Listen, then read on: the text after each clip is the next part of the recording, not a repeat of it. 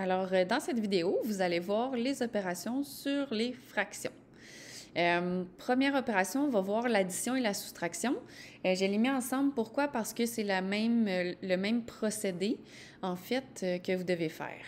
Il faut que vous mettiez les fractions sur le même dénominateur et ensuite, vous devez soit additionner ou soustraire les numérateurs seulement. Les dénominateurs vont toujours rester les mêmes. Par exemple, si vous prenez 1/3 plus 1/4, vous devez trouver un dénominateur commun. Donc ici, ce serait 12, le dénominateur commun. Donc, il faudrait faire x4 à la première fraction et x3 à la deuxième. Ce qui nous donnerait 4/12 plus 3/12. Et là, vu qu'on a les mêmes dénominateurs, on additionne seulement les numérateurs ensemble. Donc, 4 plus 3, ça donne 7. Donc, la réponse est 7/12.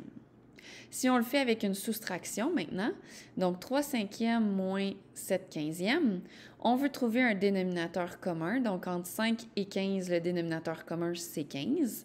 Donc, on aurait seulement besoin de faire x3 à la première fraction.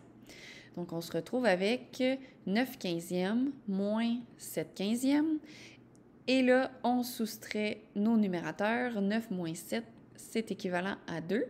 Donc, ça nous donne 2/15.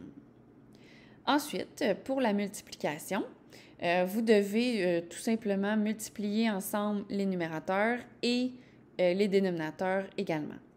Par exemple, si vous prenez 1/2 fois 1/3, vous multipliez les numérateurs, donc 1 fois 1, ça donne 1, et on multiplie les dénominateurs, 2 fois 3, ça donne 6, donc la réponse est 1/6.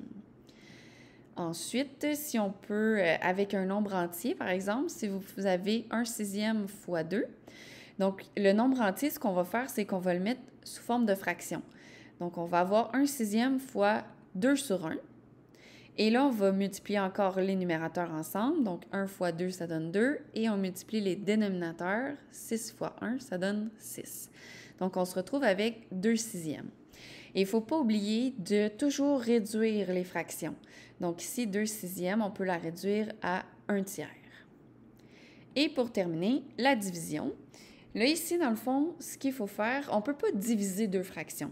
Il faut en fait transformer notre division en multiplication et vous devez inverser la deuxième fraction. Par exemple, si vous avez 1/2 divisé par 1/3, la multiplication va devenir, la division va devenir une multiplication et on va inverser le 1/3 pour avoir 3 sur 1. Donc, ça va nous donner 1/2 fois 3 sur 1. Et là, on fait comme on vient de le dire pour la multiplication. On multiplie les numérateurs ensemble et les dénominateurs ensemble. Donc, ça nous donne 3/2. Si on a 1/6 divisé par 2, donc ce qu'on va faire comme tout à l'heure, on va mettre notre nombre entier sous forme de fraction.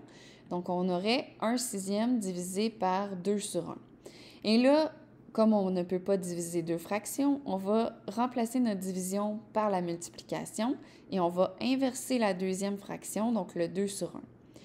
On se retrouve avec 1/6 fois 1/2.